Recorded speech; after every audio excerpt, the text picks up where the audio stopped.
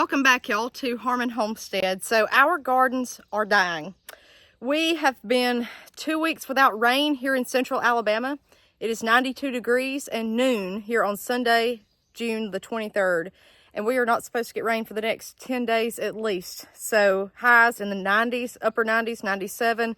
I'm going to show you all this and the importance of having raised beds with the hope that you can water these. So check it out. Just going to do a quick garden tour. This hydrangea has been established for years, and look at this.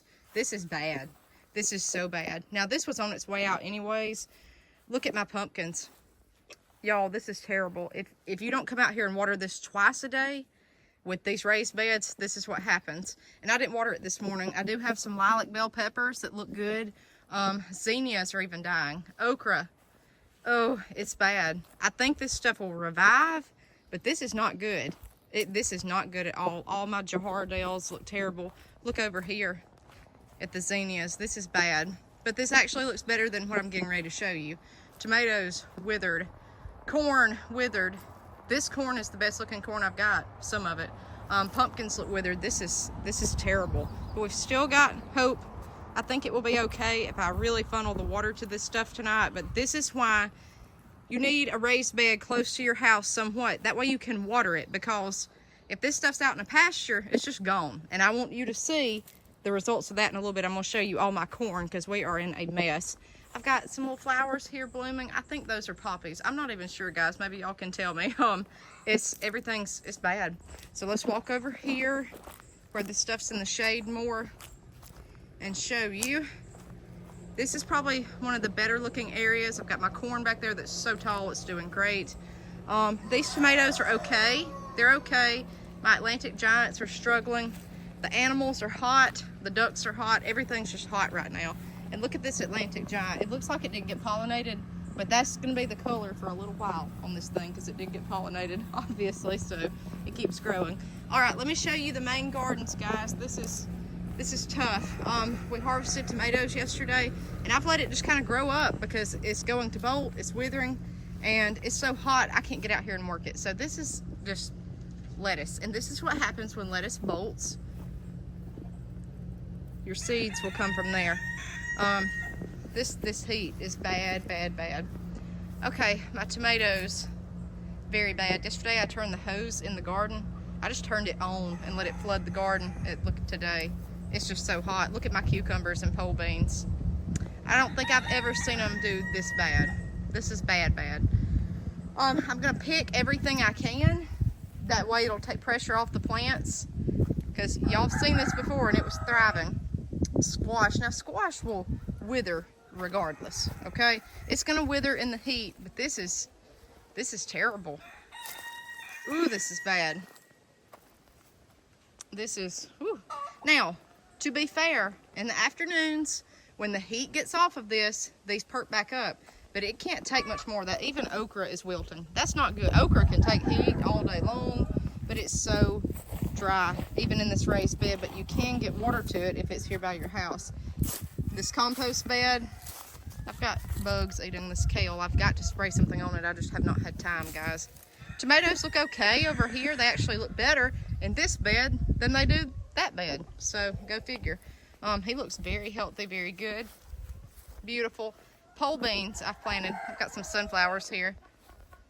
They're even withering. I have got to get water to this tonight. Now I will say the intercropping, this squash where it's shaded and the roots are shaded, and I think that's why these tomatoes are doing better. I've got squash shading the roots and it's keeping it cool. You can see these squash plants look a whole lot better, and this bed is nothing but loose. Just look at this. I mean, this is even, but it's retaining moisture, believe it or not. Now look at this pumpkin patch. I videoed this on a short yesterday. These are my blue Hubbard squash. Look at this pumpkin.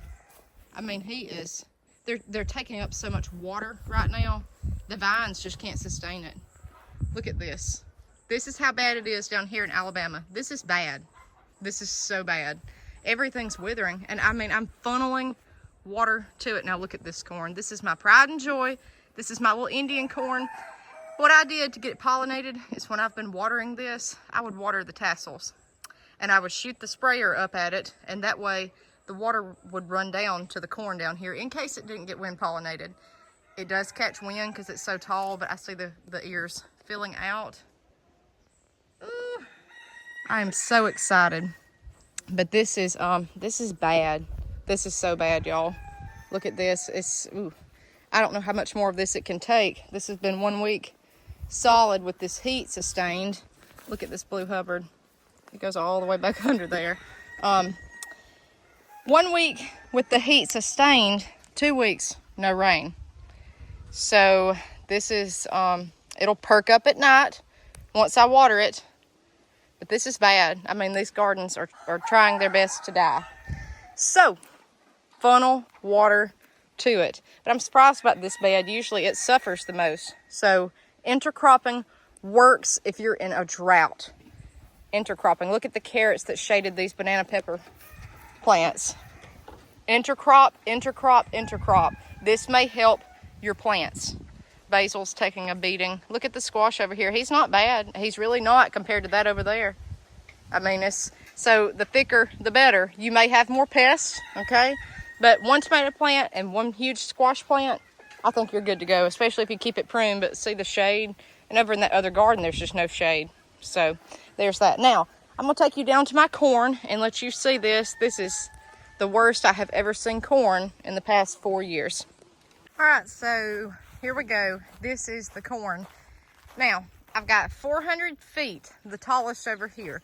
The very top of this is short. It did not come up with ammonium nitrate. It didn't shoot up, but the bottom did.